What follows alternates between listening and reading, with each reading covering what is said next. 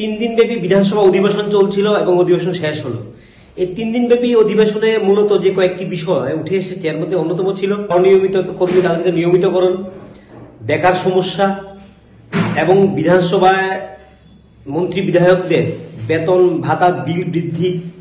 এই বিষয়গুলি কিন্তু খুব গুরুত্ব সহকারে উঠেছে। মনে হয়েছে গত 3 দিন ধরে আনএমপ্লয়মেন্ট ইস্যুটি নিয়ে কথা হয়েছে, শিক্ষক নিয়োগ, সেই সঙ্গে বিদ্যাজ্যোতি, এই কথাগুলি সবচেয়ে বেশি উঠে এসেছে। কিন্তু এই আলোচনাগুলির মধ্য থেকে আমরা দেখলাম যে বিধায়ক এবং মন্ত্রীদের যে বেতন ভাতা বৃদ্ধি এই বিষয়টি যখন আলোচনা হচ্ছিল, যখন বিরোধী দলের যিনি নেতা জিতেন চৌধুরী তিনি যখন কথা বলছিলেন এই বিষয়টি নিয়ে, সুদীপ রায় বর্মন কথা বলছিলেন, অন্যরা যখন কথা বলছিলেন, তখন শেষে রতনলাল নাথ কিভাবে বাজিমাত করলেন, তিনি কিভাবে বিধায়কদের বেতন ভাতা বিল কেন বৃদ্ধি করতে হবে মন্ত্রীদের, এই বিষয়টি তিনি এমনভাবে তুলে ধরলেন। একদিকে যখন প্রাক্তন বিধায়ক মন্ত্রীরা ছিলেন তাদের বিষয়গুলি যখন তুলে ধরা হয়েছে, তাদের অবস্থাটা, তারা চলতে পারছেন না, পরিবার নিয়ে খেতে পারছেন না, চলতে পারছেন না, এমন একটা অবস্থার কথা বলছেন। যারা 25,000 টাকার মতো ভাতা পাচ্ছেন এখন, যাদের বাবা বিধায়ক ছিলেন, হয়তো তাদের স্ত্রী বা পুত্ররা তারা 25,000 টাকা ভাতা পাচ্ছেন, এই ভাতা দিয়ে চলা যায় না। এই কথাগুলি বলে তাদের সমস্যাটা তুলে ধরে এইবার কিভাবে বর্তমান যারা বিধায়ক মন্ত্রীরা রয়েছেন তাদের জায়গাটাকে পরিষ্কার করছেন। মানে আমরা এটা বাড়াচ্ছি বেতন ভাতাটা এই জন্য, কারণ আগে যারা রয়েছে 82 জন এমন যাদের মৃত্যু হয়ে গেছে, এই তাদের বেতন ভাতাটা খুব জরুরি। তাদের এই টাকা দিয়ে চলে না সংসার। বাচ্চারা এসে কান্নাকাটি করছে, স্ত্রী কান্নাকাটি করছে, এই টাকা দিয়ে চলে না। মনে হচ্ছিল এমন ভাবে যে বাবা বিধায়ক হয়েছিল তিনি সমাজসেবা, বা বিধায়ক হয়েছিলেন তিনি এখন রোজগারের জন্য, এবং যে টাকা পাচ্ছেন ছেলেদেরকে দিতে হবে, কারণ ছেলেরা কিছু করতে পারছে না, নিষ্কর্মা। মানে বাবা মরে গেছেন, এখন ছেলেদের জিম্মাও গভর্নমেন্টকে নিতে হবে। মানে ছেলেদের স্ত্রীদের যা চলনের জন্য, স্বাস্থ্যের জন্য, খরচার জন্য এই টাকা দিয়ে হয় না, তাদেরকে দিতে হবে। কিন্তু এই রাজ্যের অনেক বেকাররা রয়েছেন, পাম্প অপারেটর, তাদের 7,000 টাকা দিয়ে কিভাবে চলে এই কথা কিন্তু সরকারের কেউ বললেন না। বা অন্যান্য যারা 10,000 টাকা দিয়ে কিভাবে চলছেন এই টাকা দিয়ে, তাদের কিভাবে হয় এটা বললেন না। কে বিধায়ক ছিলেন কতদিন আগে, ওনাদেরকে আমরা রেসপেক্ট করছি, বিধায়ক ছিলেন বিধানসভায়, পবিত্র বিধানসভায়, তিনি মারা গেছেন, ওনার ছেলে এখন ওই টাকা দিয়ে চলবে। মানে উনি ওনার ছেলেদেরকে কাউকে শিক্ষিত করে যাননি, তারা চাকরি পাননি কেউ, এমন একটা অবস্থা। তাদের জন্য বেতন ভাতাটা বাড়াতে হবে। কি অদ্ভুত কথা যে বিধায়ক মৃত্যু হয়েছে, এখন তারা চলতে পারছেন না। মানে বিধায়ক তিনি হয়ে গেছেন, এখন আজীবন তাদের পরিবারের কথা ভাবতে হবে। এই কায়দা করে কথা বলে তিনি বুঝালেন যে বেতন ভাতাটা বৃদ্ধি কেবলমাত্র আমাদের জন্য না, ওই যারা আগে বিধায়ক ছিলেন প্রাক্তন, তাদের ভাতাটা বৃদ্ধি হবে, একই সঙ্গে তারা উপকৃত হবেন। রতনলাল একটা ভালো কথা বলেছেন যে প্রাক্তন যারা অতীতকে মনে রাখা দরকার, অতীতে যারা ছিলেন তাদের কথা মনে করিয়েছেন তিনি, এটা ভালো কথা, একটা দারুণ ব্যাপার। তিনি সবাই নাম মেনশন করে বলেছেন তাদের কি অবস্থা। কিন্তু এর অর্থ কি এই যে কোনো একজন মন্ত্রী বিধায়ক হবেন, তার পরবর্তী প্রজন্ম এই বাবার মন্ত্রীর দোহাই দিয়ে বা সেই বেতন ভাতা দিয়ে তারা চলবে? তাদেরকে হাত পা নেই, তারা কিছু করবে না, তারা শিক্ষিত নন, তাদেরকে পড়াশোনা করাননি বিধায়করা, মন্ত্রীরা, নাকি এই টাকার উপর নির্ভর করে তাদেরকে চলতে হবে? কি বলছেন মন্ত্রী শুনুন। এখানে হাউসে নতুন পুরানো মিলে অনেক বিধায়ক রয়েছেন, মিনিস্টার রয়েছেন, এমএলএ রয়েছেন। আমরা অতীতটাকে জানি না, অতীত জানতে হবে। 1963 থেকে এই অ্যাসেম্বলি শুরু, তখন 30 জন এমএলএ,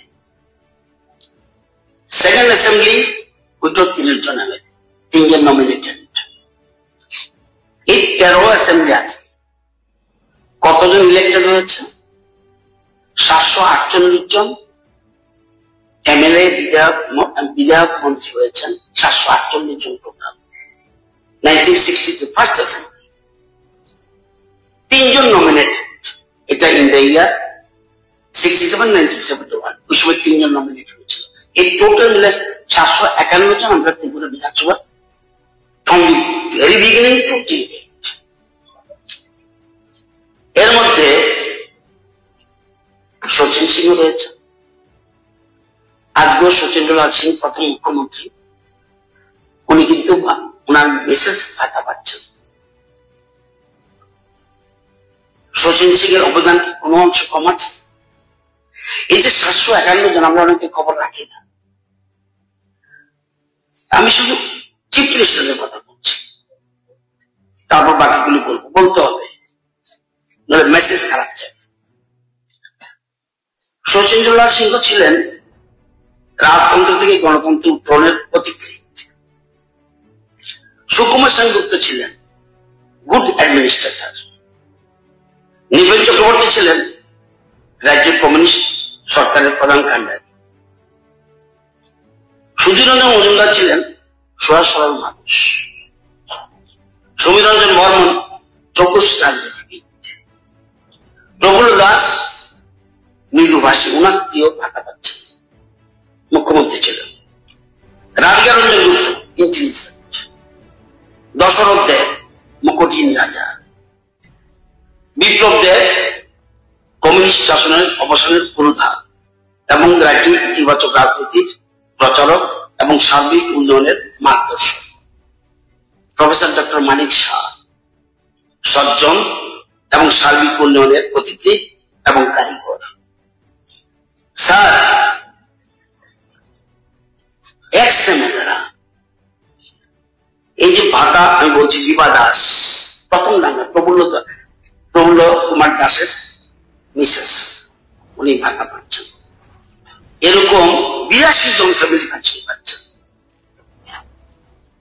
আপনার শ্যামাচরণ ত্রিপুরা, ওনার ছেলে, ওনার কারা কি মেয়ে কি হতে পারে জানি না, কি কষ্টে আছে আইন। ওনার দুই ছেলে দেখা,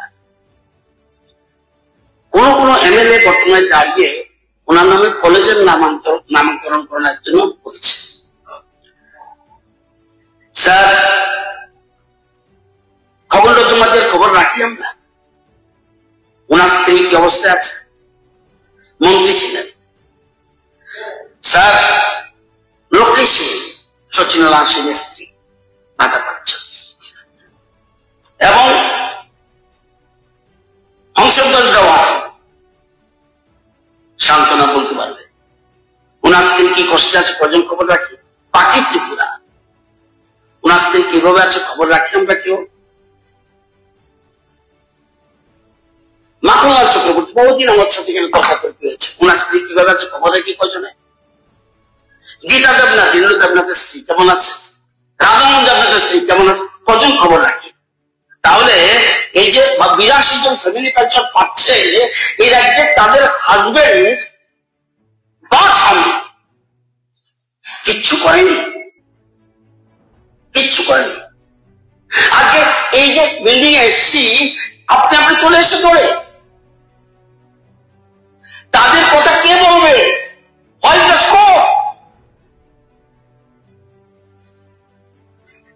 খবর রাখেন, আমরা যাই, জিজ্ঞাসা করুন যাদের আমি সবগুলি নাম বললাম না, 82 জন নাম বলতে হবে। আজকে কজন এটা বললাম ফ্যামিলি পেনশন। এবার পেনশন, যেটা ফ্যামিলি পেনশন কত, 25,000 টাকা করে পায়। আপনি জানেন আমাদের পেনশন কথা বলছি,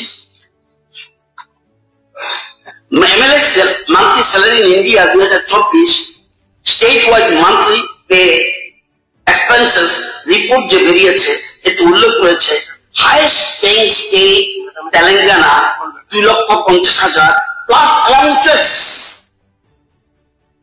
lowest paying state ত্রিপুরা। এত কিছু পরল হয়েছে। দিল্লি 4 লাখ, আমি সব বললাম না। তাহলে লেটেস্টটা বলছে 4 লাখ। স্যার, কজনের খবর রাখি, কজন আমি তাদের নাম জানি, কজন এক্সএমএল নাম জানে, কজন এক্সএমএল স্ত্রী খবর রাখে। সচিনলাল সিং এর মিসেসকে তো কোয়ার্টার মতো দেওয়া হয়নি। অথচ আজকে এই এরকম 100 জন এক্সএমএল আছে। স্যার, এক্সএমএল যারা পেনশন পাচ্ছেন তাদের রাজ্যের জন্য এবং এলাকার জন্য বহু কাজ করে গেছেন। তাদের দেখবে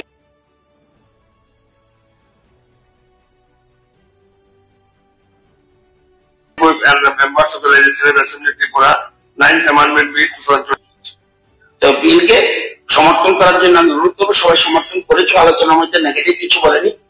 সবাইকে বলবো আমরা সুন্দর, হ্যাঁ মনে করে 12 জনের বিষয়টা একটু আনবেন তো। এরপরে কোনটা, এই যে আমি যে বাজেটে আনবো করে বলতাম, আমি তো টাকা দায়িত্বের জন্য আমি আপনার কথাগুলো নোট করে রেখেছি এবং এটা দেখবো। এটা রাজনীতি একাত্তরের ব্যাপার আছে, এগুলির ব্যাপারটা বুঝতে হবে, দেখতে হবে। আর যেটা বলছেন, এবং এরপরেও আমরা তো দেখেছি অনেক জায়গায় কেউ টাকা নেয় না। অনেক স্টেটের মুখ্যমন্ত্রী বা কেউ কোনো মিনিস্টার ডোনেট করে দেয়। এটা প্রবেশ, এটার জন্য বিল অ্যামেন্ডমেন্ট করতে হয় না, বলে আমারটা আমি নেবো না, আমি এটা দান করে দেবো। এটা যার ইচ্ছা করে দান করে দেয়, এবং গভর্নমেন্ট তখন এটাকে কাজে লাগাতে পারবে। যদি এরকম কেউ ডোনেট করতে চায়, আমার স্যালারি থেকে আমি অর্ধেক টাকা বা 60% টাকা আমি ডোনেট করে দেবো, গভর্নমেন্ট নেবে। গভর্নমেন্ট নিয়ে গভর্নমেন্ট অন্য কাজে খরচ করবে, জনগণের স্বার্থে কাজ করবে। সবাইকে ধন্যবাদ।